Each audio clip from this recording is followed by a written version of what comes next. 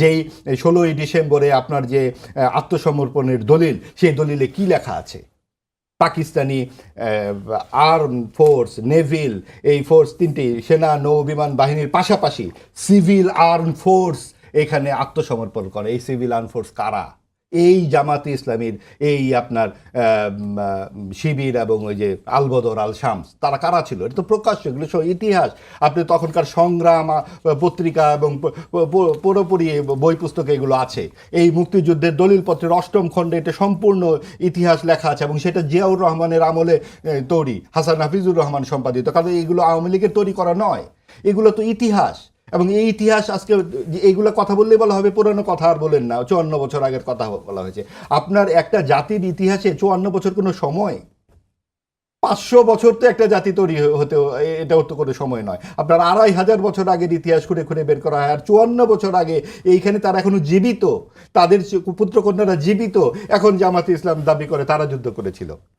ঠিক একইভাবে তারা বলছে যে তারাই নাকি 24-এর গণ অভ্যুত্থান করেছিল। আপনি চিন্তা করুন, এই 24-এর গণ অভ্যুত্থান কি 36 দিনের আন্দোলন? আপনি যখন আওয়ামী লীগ স্বৈরাচারী ভূমিকায় অবতীর্ণ হলো, পরপর 3টা নির্বাচন তারা নিজেরা করলো, একটা একপাক্ষিক, একটা আমিডামি এবং একটা রাতের অন্ধকারে। এই নির্বাচনের বিরুদ্ধে সাধারণ মানুষ ফুঁসে উঠল। এই মানুষের কণ্ঠে কি গান আপনারা শুনেছেন? 2 তারিখ 3 তারিখ আগস্টের ধনধান্যে পুষ্পে ভরা এই গান কি জামায়াতে ইসলামীর গান? লক্ষ লক্ষ মানুষ যে গান গাইলো এই শাহবাগে, এই তরুণ তরুণীদের নেতৃত্বে এনসিপির ছেলেমেয়েরা, তাদেরকে আজকে ভুল বুঝিয়ে জামাত তাদের সাথে নিয়ে যাচ্ছে এবং বলছে যে তাদের আন্দোলন এটা। এই শেখ হাসিনার বিরুদ্ধে কি শুধু জামাত শিবির আন্দোলন করেছে? আজকে ছাত্র শিবির যে এই যে বিজয়ী হয়েছে, তারপরে তাদের কাজ কারবারগুলোকে আপনি দেখুন।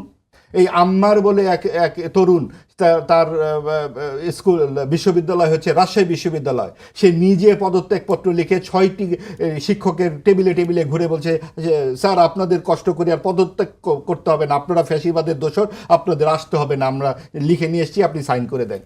এই হচ্ছে ছাত্র শিবিরের নেতৃত্ব। আপনি বারবার আমরা শুনি জামাতের নেতারা বলেন আপনারা আওয়ামী লীগ দেখেছেন, আপনারা বিএনপি দেখেছেন, আপনারা আমাদেরকে তো রাষ্ট্র পরিচালনায় দেখেননি, একবার সুযোগ দেন আপনাদের দেখে। আমরা আপনাদেরকে দেখেছি রাষ্ট্রের সবচেয়ে বিপর্যস্ত পরিস্থিতিতে, আমরা আপনাদেরকে দেখেছি 71 সালে। আপনারা পুরো জাতির বিপরীতে দাঁড়িয়ে গেছেন, আর আপনাদেরকে আমাদের কি দেখা বাকি আছে? কাজেই এই সমস্ত কথাবার্তা বলা, সাম্য, ন্যায়, বিচার ও গণতন্ত্রের কথা যে বলা হলো, কাদের সাথে সাম্য করুন আপনারা? এই যে সংখ্যালঘুদের উপরে নির্যাতন হচ্ছে, কোনো একটা বিবৃতি দেখাতে পারবে জামাতে ইসলামী? কোনো একটা? আর পাহারা দেওয়ার দায়িত্ব কি আপনাদেরকে দেওয়া হয়েছে? পাহারা দেবে রাষ্ট্র, পাহারা দেবে সরকার। ছিল না তো ভাই। কেন রাষ্ট্র থাকবে না? রাষ্ট্র অবশ্যই ছিল। না, শেখ হাসিনা পালিয়ে গেছেন জামাতের কারণে নয়। জামাত এই যে ছাত্র শিবিরের যে ডাকসুর ভিপি, সেই তো ছাত্রলীগের ছিল। এখন বলবে ছাত্রলীগে লুকিয়েছিল, তার মানে কি হেলমেট বাহিনী তাহলে পুরোটাই শিবির? আপনি লুকিয়ে তাহলে কাজ করেন? আপনি এখন লুকিয়ে লুকিয়ে কি করছেন আমরা তো জানি না। আপনাকে লুকোতে হয় কেন? কেন আপনি মুখ দেখাতে পারেন না? এইগুলো খুব যুক্তিসঙ্গত প্রশ্ন। কিন্তু আপনি যখন নিজের পরিচয় গোপন করে আপনাকে আন্দোলন করতে হয়, সেই আন্দোলনের মাঝে যেটা কি থাকে, আপনার যদি সেই আত্মবিশ্বাস থাকে, আপনি আপনার পরিচয় সামনে নিয়ে আসুন না। আপনাদের এই জায়গাগুলোকে ক্লিয়ার করতে হবে। আপনি আপনার সময় বলবেন, আপনি আপনার অবশ্যই জনগণ বলবে। সরলমতি জনগণকে ধর্মের নামে বিভ্রান্ত করা যাবে না। এটাই সাম্প্রদায়িক রাজনীতি। সেই সাম্প্রদায়িক রাজনীতির বিরুদ্ধে উনি বললেন অসাম্প্রদায়িকতা ভারত থেকে আবিষ্কার করা। ভারত থেকে আবিষ্কার করতে হবে কেন? ভারত তো হিন্দু রাষ্ট্র, তাহলে তো আমরা হিন্দু রাষ্ট্র হতাম। পাকিস্তান থেকেও আমাদের মুসলমান রাষ্ট্র আবিষ্কার করতে হবে না। আমরা যেমন ভারতের সাথে চোখে চোখ রেখে কথা বলবো, আমরা পাকিস্তানের সাথেও চোখে চোখ রেখে কথা বলবো। এবং ওই শিক্ষাটি দেয় আমাদের মুক্তিযুদ্ধ, ওই অসাম্প্রদায়িকতা। একটি মাত্র দেশ, যেই দেশ ভাষা থেকে হয়েছে, বাংলা ভাষা, সেখানে আমাদের এই উর্দু লাগেনি, হিন্দি লাগেনি, আপনি দেখেছেন হলো সমসাময়িক রাজনীতি নিয়ে কথা, কিন্তু উনি তো যাচ্ছেন হলো ইসলাম এবং জামাত ইসলামের উপরে। সমসাময়িক এটা কি রাজনীতিরই সমসাময়িক অংশ। হলো? আপনারা ইসলামী আমরা বিক্রি করছেন। এমন কিছু কথা বলতে হবে নির্বাচনকে যেগুলো নির্বাচনের জন্য কাজে ধর্মকে লাগবে। ব্যবহার করা হচ্ছে। আমরা কোন জায়গায় ধর্মকে ব্যবহার করি নাই। আপনারা তো বেহেশতের টিকিট দিচ্ছেন। কোথায় বেচতে বলেন, কোন জায়গায় বেচতে টিকিট দিছি? আপনি সার্চ দেন, বলেন, আপনি দেন, আপনি বলেন, অবশ্যই বলেন যে অনেক হেলাল কথা উদ্দিন আছে। অমুক জায়গায় বেচতে টিকিট বেচছে। আপনাদের অথবা জামাতের শফিকুর দালালি রহমান বলেছেন ভাই, 5 ঘন্টা কর্মঘণ্টা করে দেবেন নারীদের। শফিকুর রহমান এটা তো আমাদের আশঙ্কা বেচতে টিকিট করে। কোথায় দিছে বলেন? শফিকুর রহমান সাহেব বলেছেন নারীদের কর্মঘণ্টা না 5 না, আপনি ঘন্টা বেহেশতের করা টিকিট হবে। দেন। এই তো আপনি শফিকুর আমি তো- রহমান বেহেশতের টিকিট বলা দেন, আছে, আপনারাই করোনা জানেন, সাহেবের বারবার বলা বেহেশতের আছে। টিকিট দেন। এগুলো ভাই খায় না।